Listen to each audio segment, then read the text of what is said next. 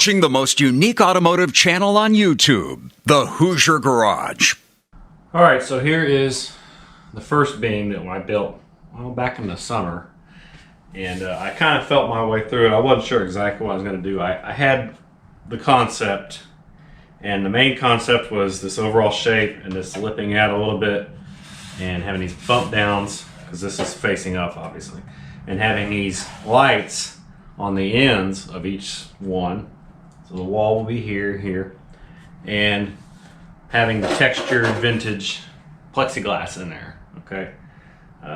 Stained glass, whatever you want to call it. And if you add some light in there, you might be able to see, you get this effect. And so I have some wiring already running in the van for this, and both sides will light up at the same time, and I'll put each beam on a different switch.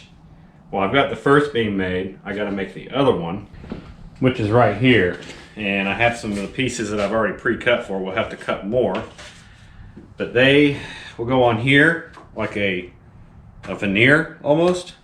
And I have this part built, and this is just built to the curvature of the roof of the van, and then I just came up with my own depth here. And I didn't try not to keep it too deep, because if you got to be walking through there, you're bent down, it's already gonna be tough enough. If you're doing that, and you might bump your head. So try to keep it a little shallow. Then down here in the ends we get a little liberal, and let the part comes down where your light pieces would be in here. So it's just really two pieces of like 1-inch pine, and they're cut identically, this one and this one, two halves. And then I have spacers in between them, and I put screws in there, and I also use glue, and that's just wood glue, some wood screws, and same thing down here, just some extra bracing. But this one also acts as our anchors to the ceiling, so this will go into either the beam work that goes in, that's already in the van, or it'll go into a piece that's already fashioned in there. This one's a little different here, because this one is built to not go on top of one of the cross members of the roof in the van, but it's built to fit on top of the crown railing that the corner is basically behind the van up there, behind the drip rail. So it'll kind of anchor up there, then you screw it into the header on the other side. This one will, like I said, act more into the roof beam. And if you don't quite follow that, you'll see it in a bit, because it's basically how the paneling fell on the ceiling when I laid it up there. So one of these will cover the two gaps of paneling that come together like that, and the other one will just simply run across it and help hold the paneling up so that it doesn't all fall down. But get that out of the way. We just really want to build an identical version of this external wise, so all the cosmetic stuff, so all the veneer. So I'd already had two of these pieces cut, and there's like a finished side. I got X's on these because it's kind of a rough side, and this is cherry finished plywood. Cherry finished plywood takes a nice, or just cherry in general, takes a nice stain or paint, whatever you prefer. This will get sanded down a little bit, got a little bit of staining on it. But one side will fit there, this one will fit here. The edges will be flush on the ends, and I do have a gap out here, but it's not so important because it will have a little piece of trim over it, and it's kind of what you see right here, like this little ornate piece that will go on both sides. So you just cut two of these, put one here, one there, and then we'll have these pieces here, which will help dress it up. And those two will go on the inside of there. So we really just need to make two more of these pieces so that they go on the other side.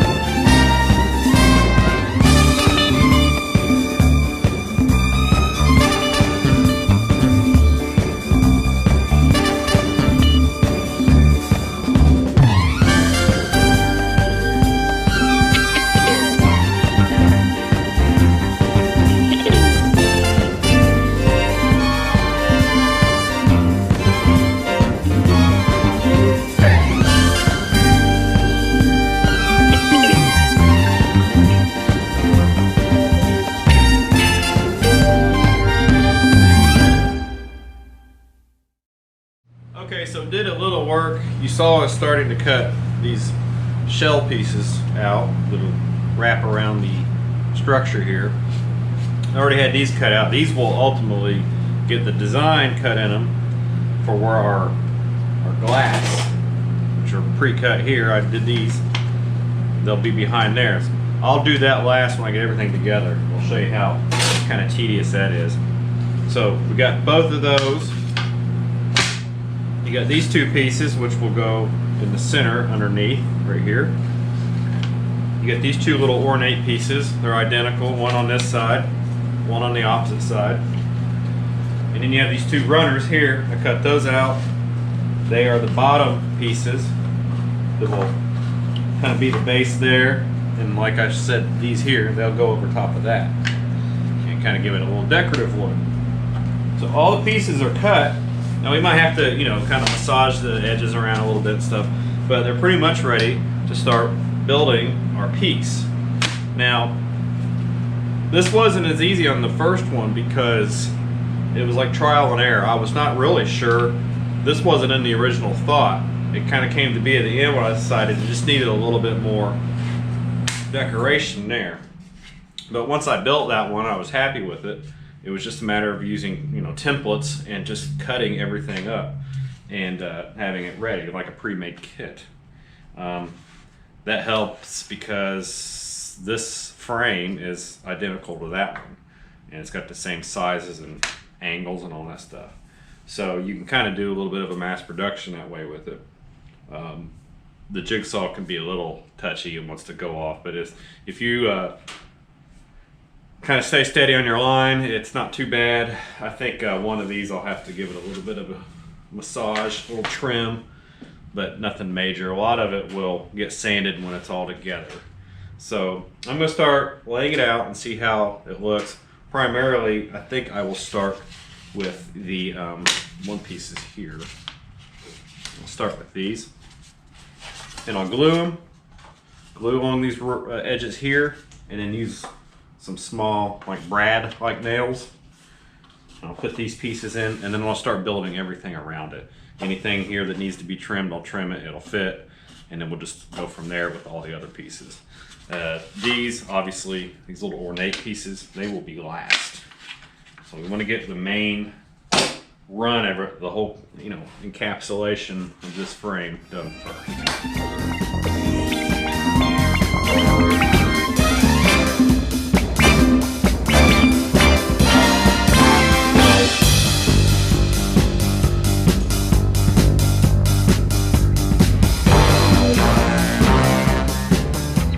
Okay, so we'll clear both of these and put them out of the way. Try not to get them out of orientation there from where they belong. And just a nice bead all the way down and then back up.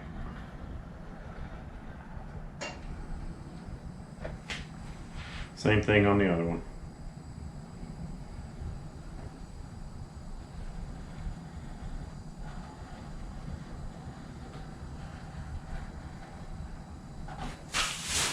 And I also bought these little wire nails, kind of like a finish nail. You can use it as that. Sometimes you can hang pictures with these. They're just a little flathead nail, really thin. And they work good on this, especially when you're using the glue and you don't want to use big heavy screws or anything because it's just cladding is all it is. So you can space these out, put maybe 6 on each piece and nail them in there, and it kind of gives it an authentic old school look by the time you get done with it.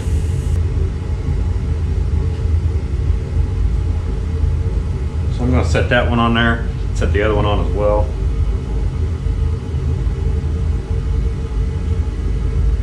Make sure they line up.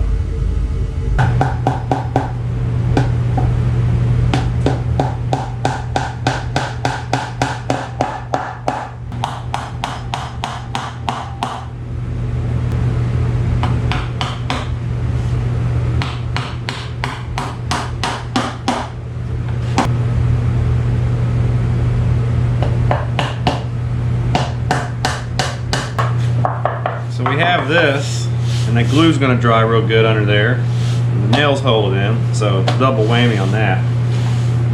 Now, what you could do, put it on one of its sides and start laying your side cladding on. This is the top of the van, just remember that. This is the bottom, you'll see all this under here and this side.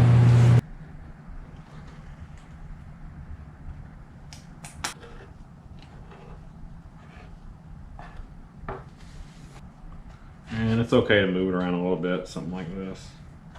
It's going to slide anyways with all that glue under it. I'm going to go with it about there. Now whether you have to decide on sanding this top part, if it's too much, or even the bottom part, it doesn't really matter. Just whatever you can get it to fit in there. Now, I'm not going to put as many of these nails on this one. It's like the face side that you'll see. And I just want the bottom to look like more, that's where it's constructed. So this part will get covered here. So I'm just going to put a couple here, and that'll kind of anchor it. It'll hold the pressure down through here, and we can take some of our little clamps and put them on there. So I want to line this back up. That's going to, see, it allows it to move. Okay, it's actually just like springing away. So I'll go ahead and establish one of these nails in it.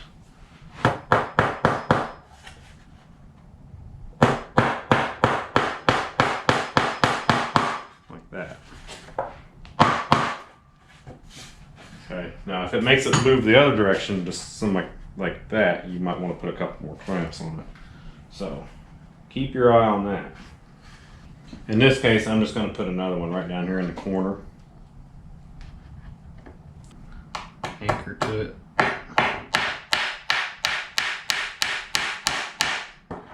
Like so. Okay, so without being too redundant and just, you know, showing me cutting pieces and all the like that, I've just went ahead and basically pasted this one on, put some clamps on it down through here just so that it doesn't, you know, kick away, and put some weight up here on this one. There's a heavy steel iron block I have, so I had it laying up there, and then I have some clamps over here, as you can see. Okay, and they're just holding that on. That stuff dries actually pretty quick. Obviously you don't want to just start racking it around if you do pull it away, but very solid. Creates like a suction almost when you clamp it down. Okay, and if you look on the ends, you'll see we have this piece and we have that one down there. I went ahead and have drawn, based off the ones I did over there, and just recreated kind of the scrolling situation we got going on here. There's even up on there, so just like the other ones, are almost interchangeable. Did this with both the pieces. So we'll have to drill a couple of holes just on the inside of this line right here and make it large enough so that the jigsaw blade can fit inside them, and we just start cutting all the way to the edges, or until we can stop with it and then have to go a different direction. So you'll kind of take your time and chip all of this out when you get to the corners, and then you refine it by just clearing the edges, all the corners, anything like that, and then taking some sandpaper and knocking any of the burrs off of it. Okay, so really this is the last big part of it. Other than that, it's actual paint, and there's some paint involved in this to make it look like the other one, and then the staining, pretty easy, and then just a little bit of polyurethane.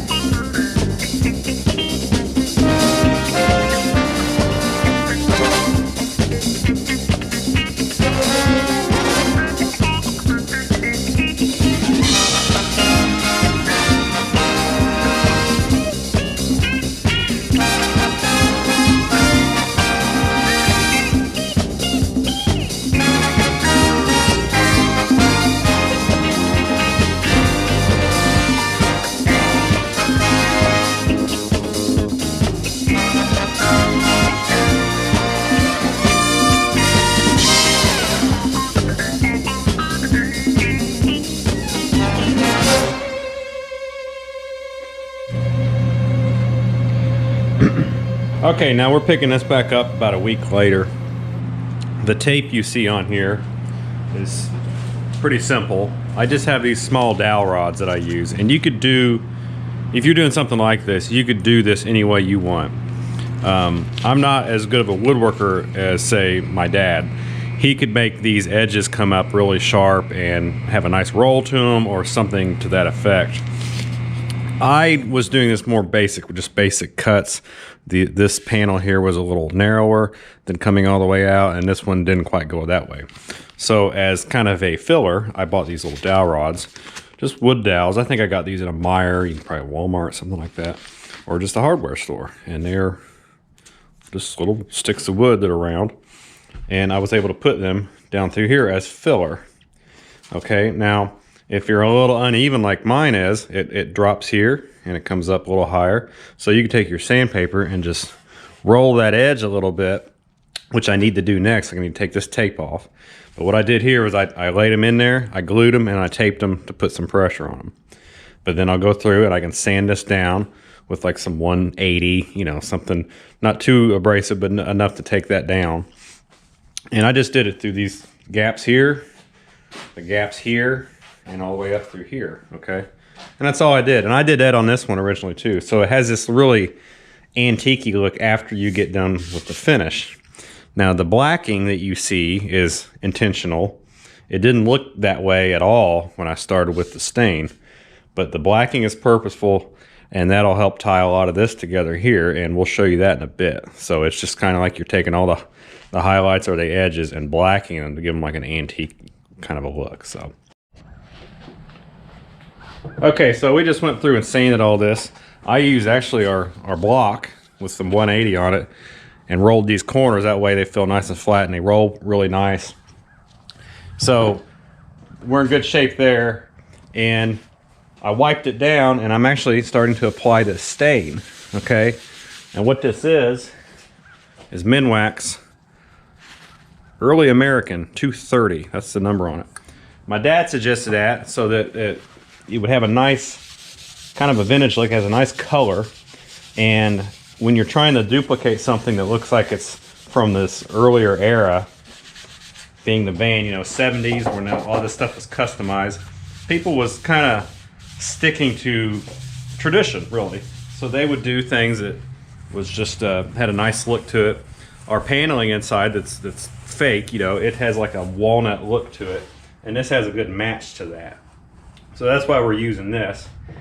And one of the things about using this plywood, it's like a finished plywood, real thin, like 1/4 inch. It's cherry veneer, which is the facing over top of it.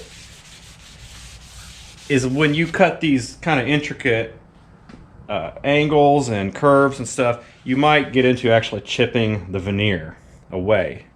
And so that leaves the kind of the fiberboard that's behind it, and that won't look that great when you go to put the stain on there. So you get these light edges, and even our dowels that we put on, they're dissimilar wood, or like maybe a pine or something, real soft. And then the glue that you use to put them, if there's any overlap in the glue, it'll highlight the lighter color, and this will just want to rub right over top of it, okay? So that's where the blacking comes in that I just showed you in the last scene, where you have the black and the edges, like an antiquing look. And I'll show you that, but we want to put this on first and get a nice couple of coats on there, saturate it in good. And with any kind of stain, you want to rub it in, you know. It's not like you're trying to paint it where you get a gloss on it. You just rub it into the wood, get it into the grain, cover it, dab it off if you need to, and then go forward with that. And with this antiquing, that was just a popular kind of result, I guess you could say. Even back in the day of these vans, people would maybe stain it and they might burn the edges, charm a little bit, and get a little bit more character out of it. Or in our case, you can just take some paint and brush it on there. Now, there's a little bit of a technique to that. If you're interested in that, stay tuned and I'll show you how I did it on the other one. And we'll have to duplicate it on this one so that they'll fully match. I'm gonna get the rest of this stain on here and make sure we're good with that. And then we'll go forward. That's what we got so far. Okay, so now we're ready to put some black edging, antiquing, whatever you like to call it, on here. I've got a brush. It's about 1/2 inch long and about 1/8 inch wide initially. Then when you put paint on it, it's gonna change a little bit. But it's just enough to kind of get into all of our gaps here and edges and do that sort of thing. I already did the pieces that'll go over the edge here, and this is what it's going to look like initially. There's going to be some sloppy edges. That's okay to be sloppy, actually maybe preferred. Get the complete inside edge of it blackened out and let a little bit brush over, stay out of the lines sort of thing all the way around the edges, okay? And this is dry, but we're going to let it set for a bit. We're going to get this one ready and do all the smearing at once. And the smearing, you'll have to stay tuned and see how that works. That'll make it blend and work together. So I'm using this stuff. You can get this at Hobby Lobby. Any other craft store would have maybe this brand or even other brands of acrylic paint. Acrylic, all right? It's like a craft paint and it is water soluble. This is what you'll wash it up with, and this will ultimately be what we want to do to make the effect work. So we don't want to use something else that'll dry that water won't be able to affect it, because then it'll just ruin it. I pour it into the cap here, or however you want to do that, and then get in a comfortable position and just go over this. Any of these areas that are the natural wood or where the glue is, like we talked about, the glue is going to leave like a transparent stain that the stain will not adhere to, the wood stain will not adhere to. You want to try to cover that. So any of these areas around these dowel rods that we put in here, we want to make sure we cover that really good. Get it all the way down in there. So you have to spend some time and just hand paint all this in here, okay? And naturally you're going to leave a little bit of overdone on the sides, so that's exceptional, that's fine. So you just want to get this covered, and then we'll go to the next step. But I'll let you see how I like to do this for a few minutes. And maybe you can, if you're not much with using your hands with a brush or anything like that, it'll kind of give you a technique to follow. But I'm just pushing it all the way down in there in these gaps that are maybe a little deeper than the other ones. And like I said, I'm not being so careful where I can't, you know, make a little bit of a mess. That's okay. We want the mess. The mess will work in our favor. It'll give us material to work around when we apply water to it, okay? Just be very thorough. Get anything that's got an edge on it. So this up in here, this around here, blend it all together, make it kind of flow in. And I'll do a little bit here. I'll just get a good little bit of paint on, at least on the tip, and we'll just put it right down into the corner where the two pieces meet together, and just let it overflow a little bit. Let it go over the edge. If you ever wanted to be messy while doing something, this is a good time to do it. Just get it on there and then blend it in up here with this. Let it kind of curve out some, and then you want to kind of come over the edge of this side where you can't quite see it from this angle, and then just do the same thing here. Anywhere where there's an edge, especially these exposed plywood edges.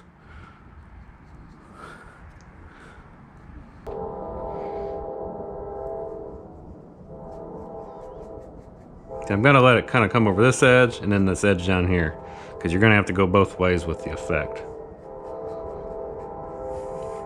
And this would work on a lot of different things. If you're not doing beams, you might be doing something else and you want to get that effect. This is pretty much how you would do it.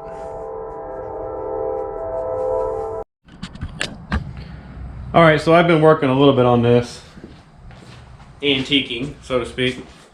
Did a little bit on the top. I haven't done any of this here yet. So if you see, there has a very kind of a solid contrast to that. But I just have a wet shop rag, like the the blue ones you buy at the store, and just start rubbing. It'll saturate that paint, and then you can start rubbing it. But try to stay at first as near the edge that you're working off of as possible, so that you have that, okay? And down in here, you just have to get a little tighter with it. You might have to refresh your water. It's just a matter of getting everything rubbed into place there. Now if I do this part right here, I'm going to try to swipe out with the grain of the wood, okay? Now this will need a little bit of touch up. See, some of that glue is kind of showing through. It's wiped it off of that as well. But you can go through and touch that up and not get as messy with it, and then it should be good there. Up here we just do the same, try to blend it all together. And any touch up, like you'll need it all the way down in that corner, will be necessary. Give me a fresh towel here, some water on it. Just work it around there. Try to absorb any of the water that's maybe excessive so it doesn't soak up in your wood and warp it any. You can do a lot of this while it's still wet, but it tends to just wipe it completely off. So at least let it dry a few minutes. Some areas are a little easier to work than others.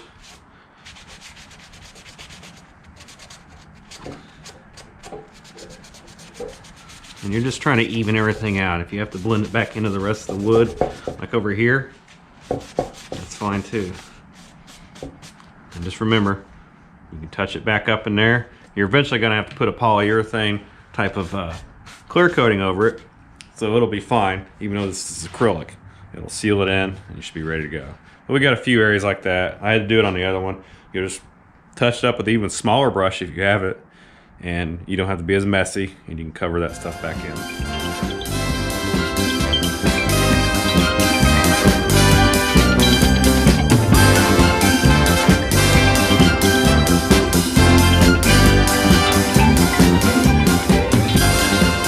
Really just trying to get this fade on everything.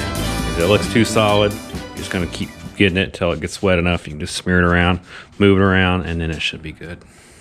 Okay, so if you check it out, we have one of the beams installed. What really needs to be done now is put fixtures in there for actual lights and wire them up. I have wiring run through this like a chase. It's like it's hollowed out, you know, and I have retainers in there holding the wire. So there's a wire outlet right here, and there's some wires down under that light. So we'll have to wire that in. But right now I'm just trying to get them where they fit good, and then they're up there secure. They don't fall down if you hit a bump or something like that. So on this van, you can't see right now since paneling and everything is up in here, but one of the overhead strengthening kind of beams, the sheet metal that's stamped that goes across in 4 or 5 places in the roof of this is actually anchored to that, okay? If you take this light out, there's a screw, and there's part of a 1-inch thick block that's helping keep the shape and the width of this whole beam together. It's at an angle right here, and I have a screw ran up through that, and a screw ran up that in. And it's actually just below the beam is where this hangs. But what I should say is there's actually factory holes for like the dressed out model of van, like the sportsman vans, for instance. And there's a little slot up in there, provision, and I used that hole. I just ran a screw up in there, ran a screw up in here, and it's pressing the paneling upward. Okay, so hopefully I didn't confuse on that. I'm not always the best at explaining things, so bear with me. If you look over here, there's a gap, okay? That's where the other beam is going to be. Now, we're not lucky enough to have one of our cross members that go under the roof fall right there. It actually falls right above the seat, and you can kind of see the base of it. It's got the 2 square holes in it. So this one is actually not floating, but this is the position that I need for this design. So if you notice, there's some pink insulation up there, and there's a little slot right above that bulkhead. Okay, I actually had to make a piece and attach it onto our other beam to where it sets up in there like a cleat, sets up on top of there, and then you swing this end up, and then you screw it into the bulkhead on this side. So they are built a little differently as far as how they fasten from each other, but you kind of have to figure out how to make it work. This was kind of the hardest. I came to that conclusion, building a cleat, and then it'll have a screw running underneath it, kind of the center of the cleat, just below in that bulkhead. There's a screw there so it doesn't shift away or knocked out or anything like that. And then this one will have 2 screws in it holding it up there. So here is how the cleat is. So this cleat will go up in that hole right up there where I left the insulation bare. And then there'll be a screw right here, okay? And there's 2 screws holding the actual cleat on. Now at the other end, the end nearest to us, it's a little bit more like it was on the other side. So I have a couple screws here, and it just fits up flush against the bulkhead, okay? So I'm going to take that cleat end of it,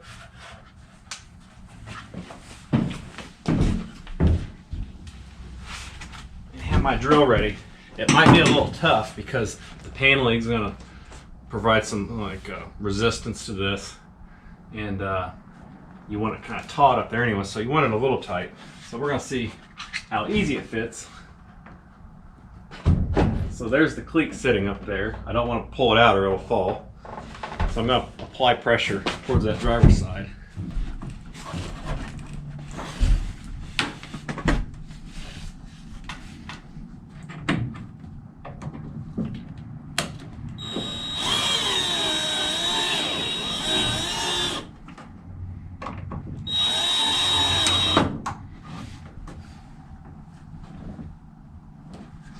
So when I put regular lights up here, the light would leak out through the top of the seams. It's not boxed in or anything, and it would just look like a mess. So what I had to do was make these housings, and what I did was make them out of aluminum flashing, like aluminum siding type stuff. You can buy it in a roll, like at Menards, Lowe's, Home Depot, any of the big box stores, or like a siding provider would have it. And I just used the white side because it would be brighter. I bought these LED lights on eBay, and it was like, I don't know, 12 of them for 10 bucks, and they're the really wide panel lights, and I just wired them all together with these little barrier connectors and wired them all together to where we'd have a hot and a ground. So I have the switch on for it right now, just doing a little test. I put a little bullet connector so that if we have to take the beam down, you can disconnect it without having to, tear everything apart. It's just like simple pigtails. So we put this one up in here, give it a little click. That one there, you see how bright it is, all right? And that's what we got. So there's 4 of them in there, and I had taken some cardboard previously and did a little template of how this could kind of dome up inside of there, almost like a taillight housing where it curves around so that the light hits everything. So that's why we have this kind of shape that has some flexibility going on. I have a little bit of a lip here, and the holes here are basically so that we can slip the wires through and they can exit out into the rest of the beam. Okay, so that's what I got there. Now, unfortunately, I made this just a hair too short, but it's not too short where it ain't gonna work. It'll be a little tight. So I already put this one in the other day just as a test fit. It seems to go pretty good. Since these are like, handmade type deals, the insides of them, some of them might be a little narrower than others. I tried to keep that in mind when I was making the bends on these for the lips and all that stuff. So we'll see how well I can fit this up in there. If it don't fit in this one, I can try one of the other ones. But I made a few of these. I made 4 of these total. So we'll see how they go. Okay, so I leave the switch on so that I know that we're not losing a connection there, anything like that. I'm going to go ahead, plug these in, and I put the shrink tubing over them, so if it does manage to get around the wire, the metal part of the housing will work as an isolator. So I made this lip to where it can slide up in here. This one might be one of the little bit wider ones. So I'm going to trim that real quick.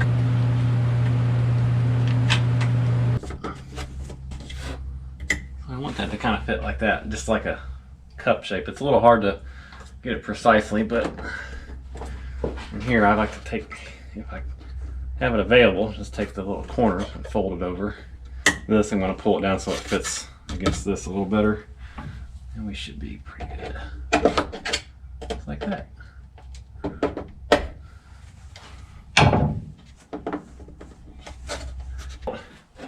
And it's wood with like a little deal cut into it, but it'll go something like that when we get it done. So stay tuned, you'll see all 4 of them lit up here in a bit. So I'm up here in the front, probably can't see me too well, but that's not really the point. Here's the point. We have lights. And it kind of gives you an idea how it looks. Not completely dark out, just ambient. Neat little ambient lights. I'm really kind of thrilled to death with them. I like how they shine down on the paneling. I didn't even actually think of that. I thought it would be more of a blurry pool, but it's actually kind of a little spotlight. Kind of like you get from eyeball lights in a house or something. So I'm really happy with that. I'll show you some other angles from it. Like for instance, if you're in the driver's seat, turn our lights on. There they be.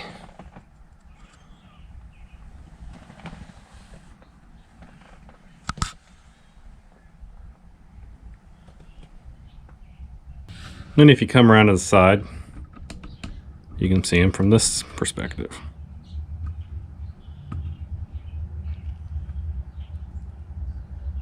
So with that, I guess we'll end the video. I hope you enjoyed it. Maybe give you an idea. Feel free to copy this exact design if you like. I don't mind. I'll be flattered, I guess. But maybe you can do something of your own too. Who knows? But I really think I like it, and everybody else says they like it, and I guess that's all that matters. So make sure you take a moment and like and subscribe to the Hoosier Garage, because there's always more videos of all types, automotive, van related, stuff like that. And yeah, see you next time.